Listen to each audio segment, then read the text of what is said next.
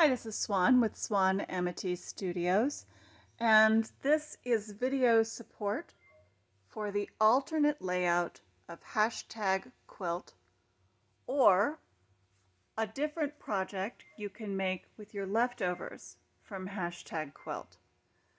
In this case, we're going to be making two of each of the blocks from your hashtag quilt pattern, including two hashtags,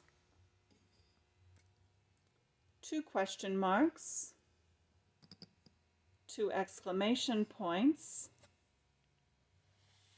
two asterisks, and two of the periods. This will be a total of 10 blocks.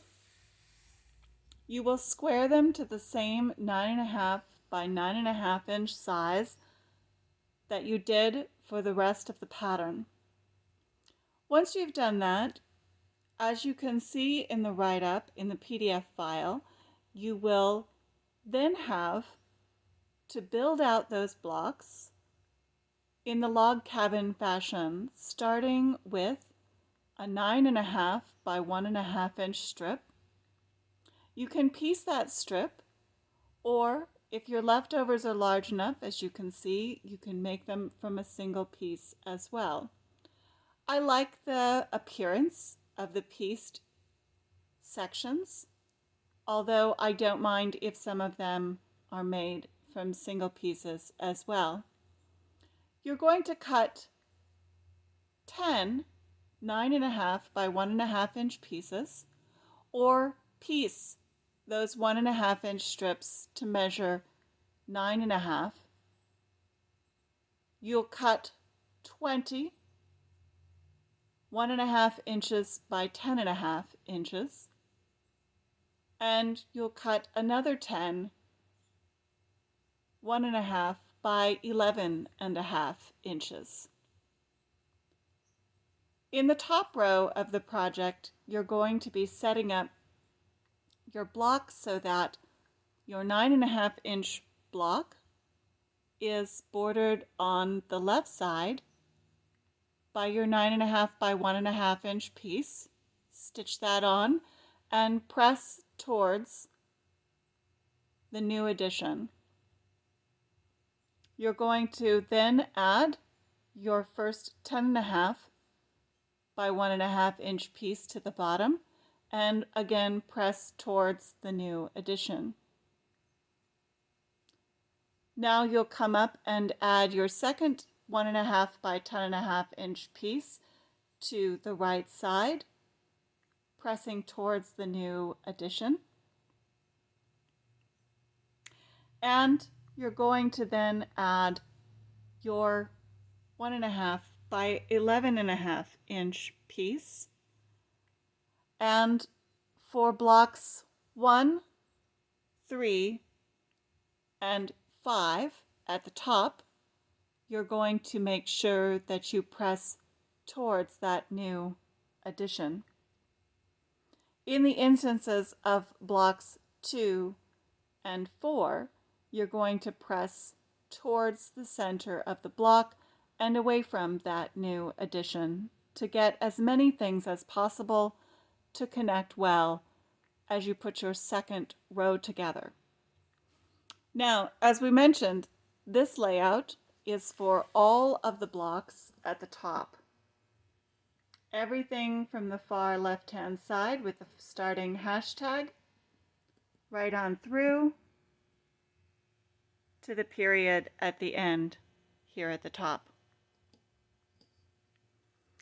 Beginning at the bottom, we're going to change our layout just a little bit so that all of our blocks are now being pieced as shown in the PDF file. Rather than starting on the right-hand side, we will be starting at the top of the block with our 9.5 inch piece, followed by the 10.5 inch piece on the right-hand side, followed by the 10.5 inch piece at the top of the block, and the 11.5 inch piece on the right-hand side of the block. In this case, you'll press all of your pieces towards the next addition, towards the 9.5-inch piece, towards the 10.5-inch piece, towards the 10.5-inch piece at the top, and towards the 11.5-inch piece on the side. This will give you 10 blocks that will all now measure 11.5 by 11.5.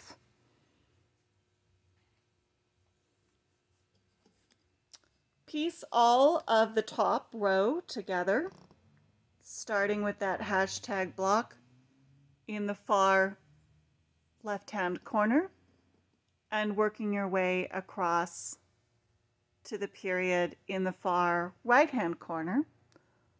Or, of course, choose your own layout.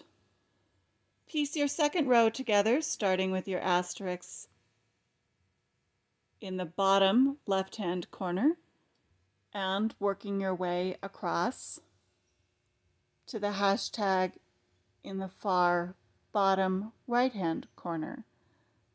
Once again, of course, your layout may look different, but this one is how mine worked out well. This is going to give you a project that will now measure 55.5 across by 22.5 inches from top to bottom. I like to balance out the left-hand side at this point, and I'll show you what that looks like by adding 2 strips, 1.5 by 22.5 each, to the side on the left. That's going to balance out what the side on the right looks like at this point.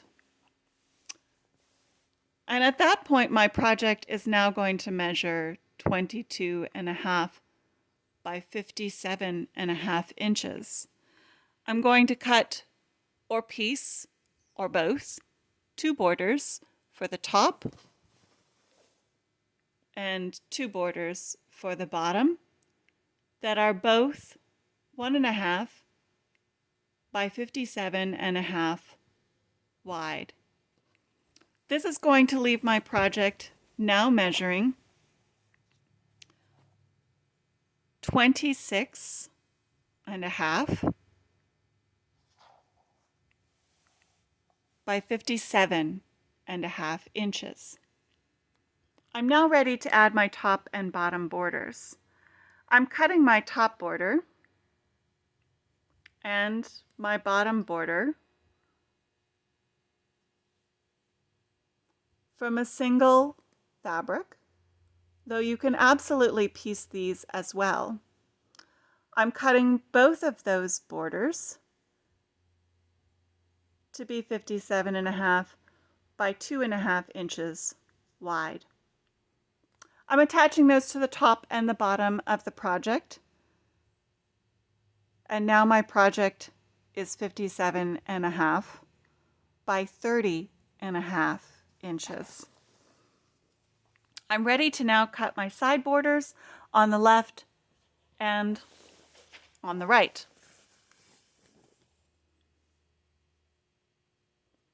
Those borders are also cut 2.5 inches wide and measure 30.5 inches long. I'm attaching those to the project on both the right and the left side, and now my project is complete and measures 30.5 inches from top to bottom and 61.5 inches from side to side. Of course, as you know, anytime that you make a change to a pattern or do something a little different with a project,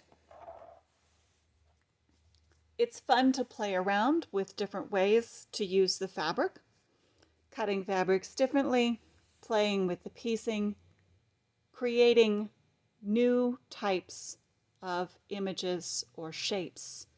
This is a project that can easily become a runner, and I think it's fabulous to use it at the end of a bed as a little toe warmer.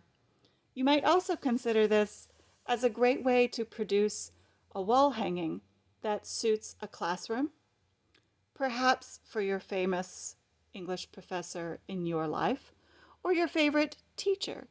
Perhaps you know an English teacher in the grade school, in a middle school, or in a high school that would love to have something hanging on their wall with punctuation and playfulness.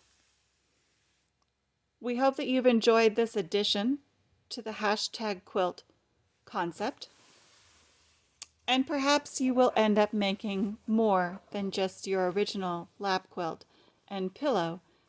Perhaps you too will also create some alternate ways to lay out your hashtag quilt project, to use up your additional scraps, and to enjoy those little bits of punctuation in your life. Join us again on swanamity.com to find out about more new projects and ideas that you might enjoy trying out. Like this video and subscribe to the channel so that you can see what comes out new every time. Thank you so much for joining me.